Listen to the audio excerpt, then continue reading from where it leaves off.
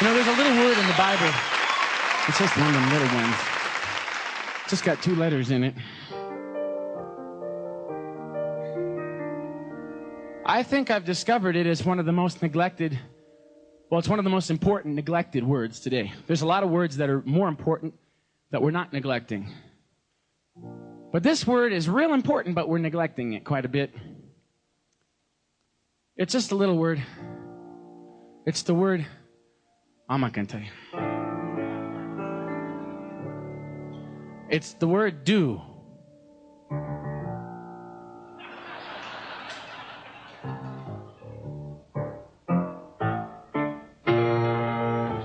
Anyway, this is the...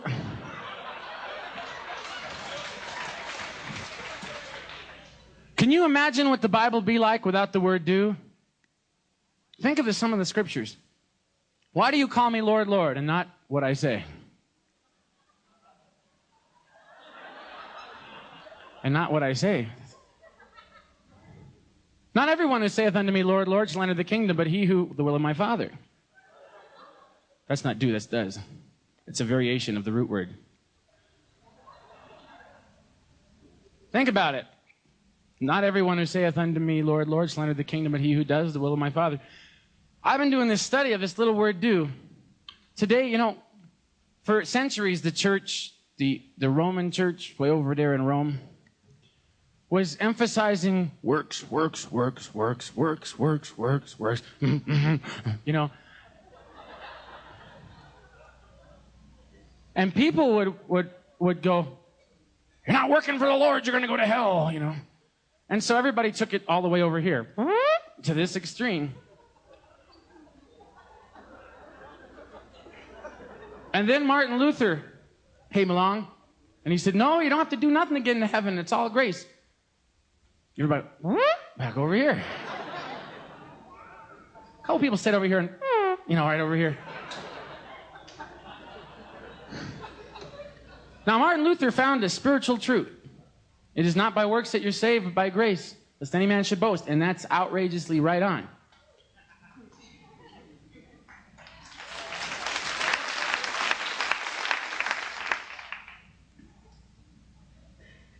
Then, everybody sat over there, and they started going, oh, wow, you don't have to do nothing to get into heaven. Glory to God. Praise, you know. It was almost like the full of business gospel man, you know.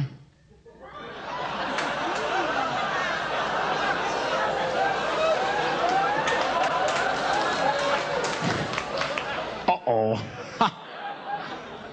It's okay, Billy Ray. So, anyway, everybody was over here on the right wing or the left. I don't care. There's no political whatever there. And everybody was going, we can just sit back and bask in the warmth of the Lord and just, you know, just bless me, come on and bless me, you know. Woo! You know? And it kind of looked like these 300-pound babies with these giant milk bottles.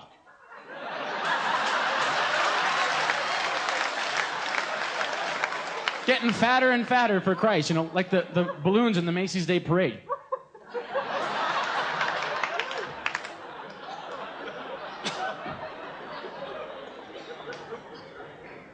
Then there's all these scriptures about bearing fruit. Yes, but you see, you should get back to the Greek and understand that this really doesn't mean what it says. I mean, I had a friend that just got out of seminary.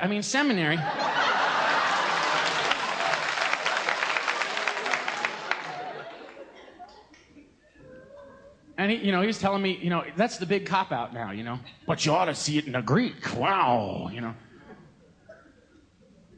So I was reading this scripture about the fig tree, you know. Jesus went up to this fig tree, and he says, can I have some figs? And the fig tree went, fig trees do that sometimes. He went, come on, a fig Newton, anything, I'm hungry.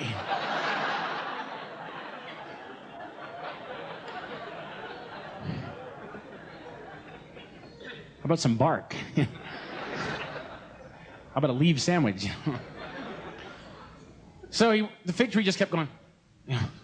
So Jesus cursed the fig tree, and it's the only thing that it's ever written that he cursed. I mean, I'm sure he had fun with the Pharisees too, but he cursed the fig tree, and the fig tree went, You ever seen a fig tree do that? I haven't. So all the disciples went, wow. We ought to get in the tree removal business.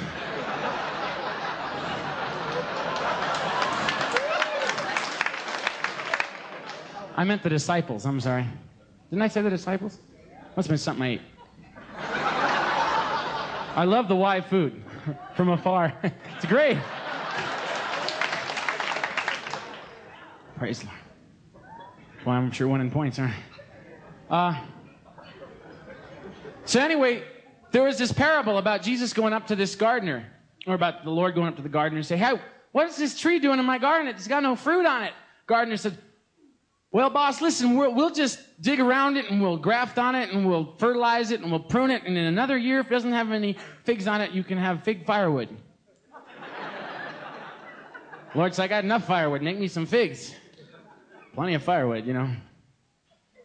So the word do is really heavy. Now, I don't believe you got to do anything to get to heaven. You see, I don't think that an apple tree becomes an apple tree by making apples. An apple tree becomes an apple tree because the apple tree went, and apples came out. And then God put, went, and there were apple seeds there. And the farmer put it in the ground, and an apple tree came up, and God went, and there was a farmer too. But the apple tree grew out of nothing. I mean, out of the seed that God made out of nothing. From the apple that, all the way back.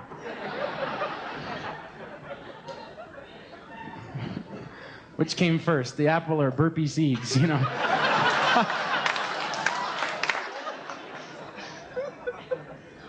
So the tree, so I don't believe that an apple tree's got to do anything to become an apple tree. It's given that is from God, but it better make apples if it wants to stay in the orchard.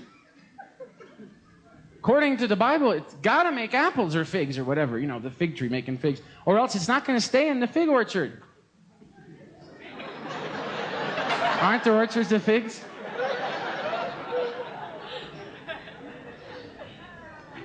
Anyway, the greatest scripture on the word do is in the Matthew 25, verse 31 to the end of the chapter. It's very heavy stuff. Matthew 25. I'm sure a lot of people wish it wasn't there. But, a lot of times we'll see starving children in pictures, World Vision pictures or Christian mission pictures or whatever. And it's kind of like you've seen one starving kid, you've seen them all, right? They're, you got to put them on your refrigerator. You'll lose weight that way. And you have these pictures of starving kids, and you see lots of them and lots of them and lots of them, and you get numb to the thing. Well, it's another starving kid, Martha. Send them a nickel or something, But if that starving kid was living on your block and he was like, rolling down the street with his bloated belly and his sunken cheeks and his hair falling out, you'd go get him some hamburger helper, anything, quick. But if he doesn't live in your geographical location, then you don't have that much of a burden for him because the poor you'll always have with you, right?